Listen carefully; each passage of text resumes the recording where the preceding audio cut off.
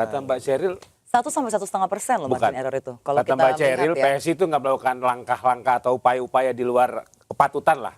Ya memang hebat PSI dari dulu, mantap. Terima kasih Mas Adi.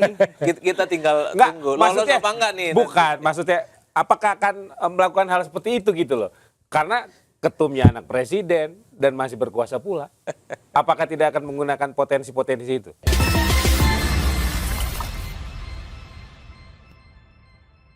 Pak Abdullah, kalau P3 dengan posisi terakhir ini ya, ada langkah khusus juga kah untuk lolos ke Senayan? Sebetulnya kalau memaknai langkah khusus itu apa langkahnya? Kita sih memaknainya itu lebih apa namanya? Karena PSI kata Mbak Sheryl tadi jujur katanya. Ya. Masih on the track. Kita memahami langkah khusus itu artinya kita lebih serius lagi mengawal tahapan-tahapan yang sedang berjalan. Kenapa? Karena kita tidak mau kecolongan gitu loh. Tapi kalau dari saksi-saksi di TPS dengan modal C1, Ya. yakin? Saya yakin, tentu yakin. Kalau nggak yakin buat apa saya hadir ke sini ya kan gitu. Kenapa yakin itu tadi karena ngelihat fakta-fakta di lapangan. Tadi dari sisi teori juga kita masukkan di margin error itu. Di samping itu juga kita tidak aneh. Saya kembali tadi katakan kita tidak aneh dengan hasil quick count, kita tidak aneh dengan hasil-hasil survei. Selalu dari pemilu ke pemilu P3 itu tidak lolos survei. Tapi faktanya kan kita selalu lolos kan gitu. Nah 2024 ini memang kalau lihat bukan hanya P3 ya, hampir seluruh partai juga raihan suaranya menurun. Ya. Saya tidak tahu persis Mas Adi, data Mas Adi hari ini tingkat partisipasi berapa persen. Saya belum dapat data yang akurat. Apakah ada pengaruhnya dari tingkat partisipasi itu ke penurunan suara-suara partai? Sebab itu akan penting dalam menentukan 4%-nya juga ya kan gitu. Kan 4% itu kalau dari 200 juta berarti kan hampir 6 jutaan ya kan. Jadi kan nanti 4%-nya susah sekarang tuh ditebak dengan angka. Saya ingin menanggapi tadi yang ditanya Mbak Sheryl. Disparitas antara DPRD dengan DPR RI. Itu sebetulnya di P3 juga terjadi dan bukan hanya pemilu kali ini aja. Tapi peningkatan melonjak gila-gilaan 400%. Iya, walaupun melonjak di bawah, tapi saya setuju dengan Mas Adi tadi. Tingkat egoisme caleg di bawah, maaf, saya orang Tasik, ya kan orang Sunda. Jadi dalam bahasa Sunda itu ada istilah nu penting aing. Oh iya. Ya kan? Jadi nu penting aing tuh yang penting gue. Yeah. Presidennya terserah, DPR RI-nya terserah, provinsinya terserah. Nah itu karakteristik caleg yang seperti itu ada di P3. Bahkan saya bisa katakan banyak. Kenapa?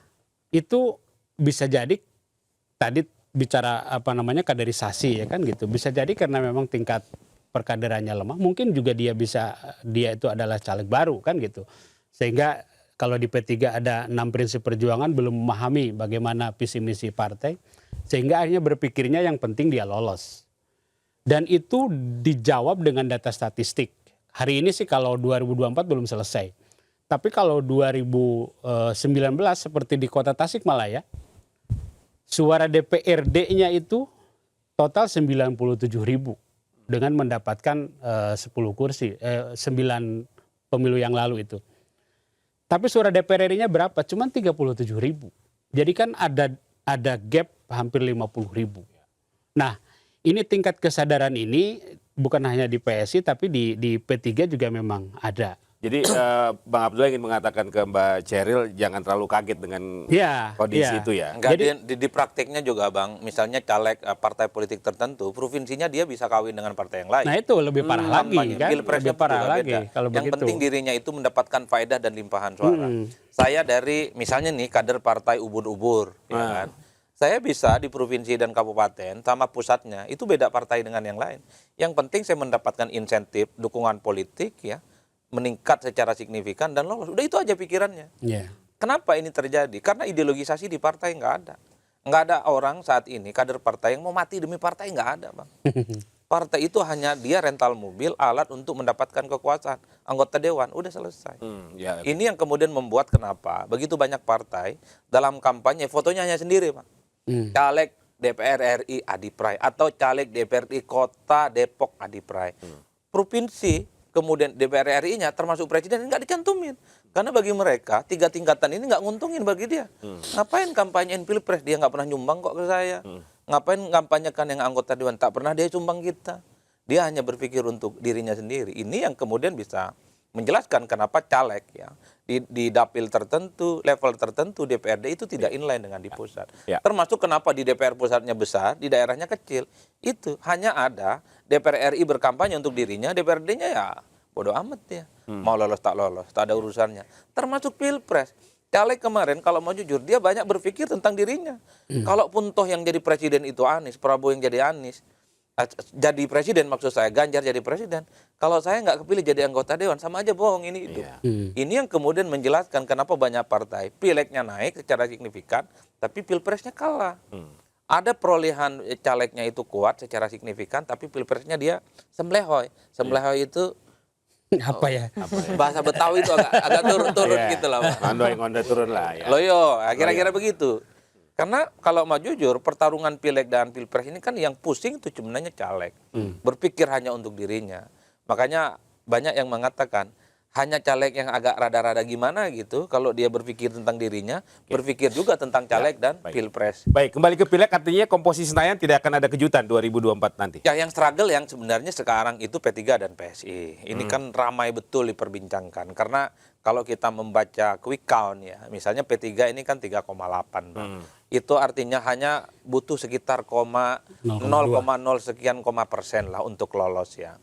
Itu yang kemudian diprediksi lolos karena margin of error-nya 1% quick count itu. Kalau 1% dikasih ke P3 semua, berarti P3 itu dapat sekitar 4,8% lolos. Nah, kalau rumus quick count ini dipakai ke PSI, yang hasil quick count itu adalah 2,8, anggaplah 1% dikasih ke PSI, jadi 3,8, berarti ya PSI kurang sekitar 0,0 sekian untuk lolos. Ini yang sedang dipertaruhkan betul per hari ini, baik di kalangan ijtima ulama para quick count ini. Lembaga survei dan yang lainnya. Tapi overall yang ingin saya katakan adalah yang sering diperbincangkan per hari ini. Kata Mbak Sheryl ini kan ini derlik. Memang ini soal misteri. PSI lolos dan enggaknya ke parlemen. Itu akan menjadi misteri dan pasti ada buntut panjangnya. Oh, quick count-nya salah nih.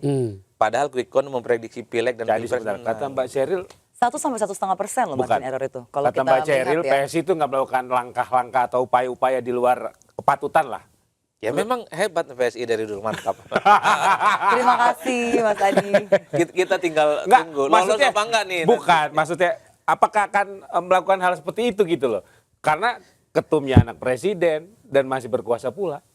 Apakah tidak akan menggunakan potensi-potensi itu?